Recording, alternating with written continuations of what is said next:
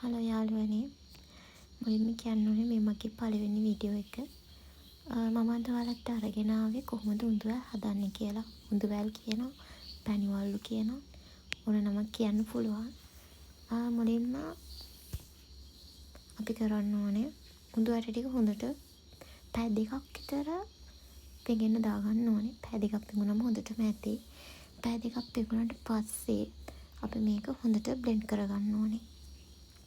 Blend කරගද්දී අපි මුලින්ම එකතු කරගන්න ඕනේ පොල් කිරි. පොල් කිරි වලින් තමයි අපි මේක බ්ලෙන්ඩ් කරගන්න ඕනේ. එතකොට තමයි මේක හොඳ ක්‍රීමි ගතියට සොෆ්ට් විදියට හරිම රසට එන්නේ. මේක ගොඩක්ම කැට නැති වෙනකම් බ්ලෙන්ඩ් කරගන්න එක තමයි ගොඩක්ම හොඳ. මොකද එතකොට උඳු වැල් අපි හදද්දී ලොකුවට කැට විදියට වැටෙන්නේ නැහැ. ඇත්තටම හරි සොෆ්ට් විදියටනේ අපිට මේක ඕනේ. ඒ හින්දා තමයි අපි මේක හොඳට බ්ලෙන්ඩ් කරගන්න ඕනේ. කිසිම කැට හිටින්නේ නැති වෙන්න මේ විදියට ඝන මික්ස්චර් එකක් තමයි අපි මුලින්ම හදාගන්න ඕනේ. මේ විදියට උඳුවැල් හදද්දී ඔයාලට වරදින එකක් නැහැ. මොකද මම මේක තමයි ෆස්ට් ටයිම් මේ විදියට හදපු. ඉතින් කිසිම වැරදීමක් වුණේ නැහැ. හොඳට හරි සොෆ්ට් එකට මේ උඳුවැල් ටික හදාගන්න මට පුළුවන් වුණා.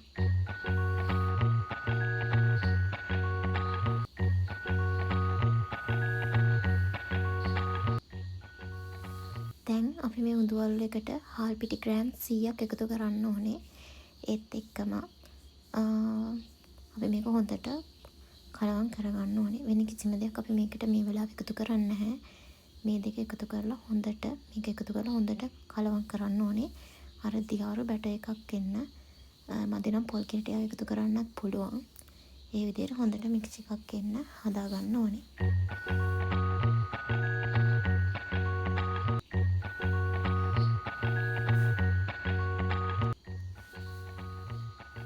දැන් ඔයාලට පේනවා මේකෙදි ටිකක් ඝන බැටර් එකක් තමයි තියෙන්නේ.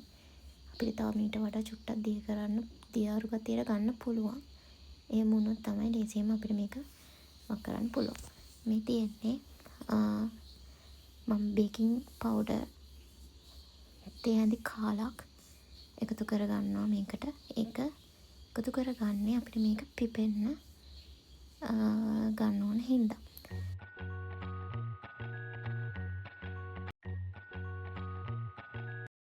අපි දැන් එකතු කරගත්තනේ මුලින් හාල් පිටි කලවම් කරලා ඊට පස්සේ මේකත් කලවම් කරගන්නවා. ඒකටම ඊට පස්සේ අපිට හොඳ ඝනකම් මිශ්‍රණයක් නේ තියෙන්නේ. ඒක අපි චුට්ටක් දියාරු ගතියට ගන්න මෙහෙම කරගන්නවා. පොල් කිට්ටය එකතු කරගෙන මේ විදිහට හදලා බලන්න. ඔයගලන්ට වරදින්නේ නැහැ පදම. දැන් අපි මේක පැය දෙකක් වහලා තියනවා. එතකන් අපිට පුළුවන් පැණි එක හදාගන්න. මම අද පැණි එක හදාගන්න ගන්නේ සීනි පැණි එකක් තමයි හදාගන්නේ. මුලින්ම සීනි හැඳි දෙකක් විතර දාලා මේක අපි පොඩ්ඩක් බ්‍රවුන් කලර් වෙන්න තියාගන්න ඕනේ. කර ගන්න ඕනේ චුට්ටක්. අපි මේක මෙහෙම කරගන්න උඳුවැල් මේකට දැම්මම නැත්තම් පාටනේ තියෙනනේ. හිඳ තමයි. ඔයාලට මේකට කිතුල් පැණි එහෙම නැත්තම් පොල් පැණි වුණත් ගන්න පුළුවන්. මම ඉතින් ඔයාලට මේක හදන විදිය කියලා දෙන්න ඕනේ නැහැ. ඔයගොල්ලෝ දන්නවනේ. මේක ගොඩක් උකුත් නැති දියත් නැති විදියට තමයි හදාගන්න ඕනේ. මට අමතක වුණා ඔයගොල්ලන්ට කියන්න මේකට මම ගත්තේ සීනි ග්‍රෑම් 500ක්. මේක ඔයගොල්ලෝ ගන්න ප්‍රමාණයත් එක්ක අඩු වැඩි වෙන්න පුළුවන්. හැබැයි මේ ගාන නම් හොඳටම ඇති වුණා මට මේ උඳුවැල් ටික හදාගන්න. ඔයගොල්ලෝ පොඩ්ඩක් බලන්න. හැබැයි කිතුල් පැණි එහෙම ගන්නවා නම් කිතුල් පැණි අනිත් පැණි ගන්නවා නම් මේකට මීට වඩා ඕන වෙයි. ඒවා ඝන වැඩි නම් පොඩ්ඩක් වතුර එකතු කරගෙන මේකට මිශ්‍රණය හදාන්න. මම ඔයගොල්ලන්ට පෙන්නන්න මේක කොහොමද තියෙන්න ඕනේ කියලා.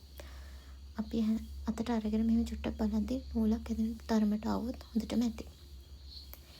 හරි. අපි දැන් පැය දෙකක් වහලා තිබ්බට පස්සේ මේකට අපි එකතු කරගන්නවා. පාන් පිටි ග්‍රෑම් 50ක් සහ ලුණු. මේව මුලින් එකතු කරන්න එපා. මේක අපි හදාගන්න කිට්ටුම කරලා තමයි මේක එකතු කරගන්නේ. දැන් අපිට පුළුවන් මේක පයිපින් බෑග් එකකට දාලා සිදුරක් ඇඳලා අපිට අවශ්‍ය විදිහට තෙල් තාච්චියට වක් කරගෙන හදාගන්න. ඔයගොල්ලෝ මේ විදිහට හදලා බලන්න. ඔයාලට වරදින්නේ නැහැ. හරියට හදාගන්න පුළුවන්. ඔයගොල්ලොත් මේ විදිහට හදලා මට ෆොටෝ එකක් දාන්න.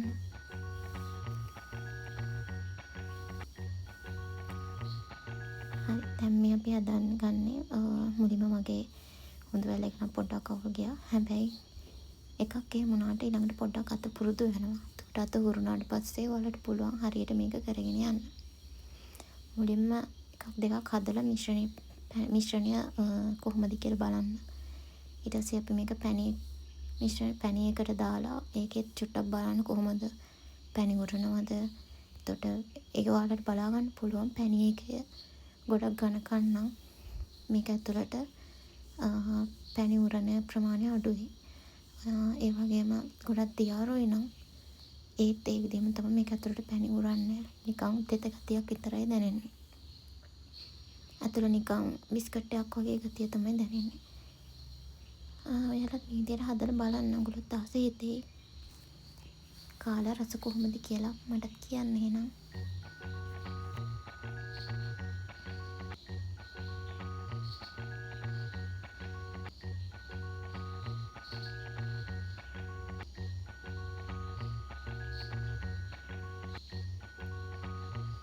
බලන්න මේක පැණි මිශ්‍රණයට දාපු ගමන් මේක හොඳට බුබුලු දානවා. ඒ කියන්නේ මේක ඇතුළට පැණි උරා ගන්නවා මනටම. ඒත් එකම ඔයාලට පුළුවන් දකින්න මේ අපි හදපු උඳුවැල් වල ඇතුලෙන් පැණි උරලා වගේ පොඩි තිත් වගේ එනවා නිකන් පැණි ගතියට. ඒ වගේම අපි මේක හැන්දෙන් අල්ලුවාම ටිකක් බර ගතියක් දැනෙනවා මේ අපි හදපු උඳුවැල් වල. බලන්න අපි ඊට පස්සේ කඩලා බලන්න බැලුවහම උගලන් දකින්න පුළුවන් වෙයි මේ විදිහට හරි සොෆ්ට්. ඒකෙම හොඳට පැණි උරලා තියෙනවා. ඔයාලට තවත් මේ වගේ වීඩියෝ බලන්න මගේ YouTube channel එක subscribe කරලා bell icon එක click කරන්න. එහෙනම් හැමෝටම bye bye.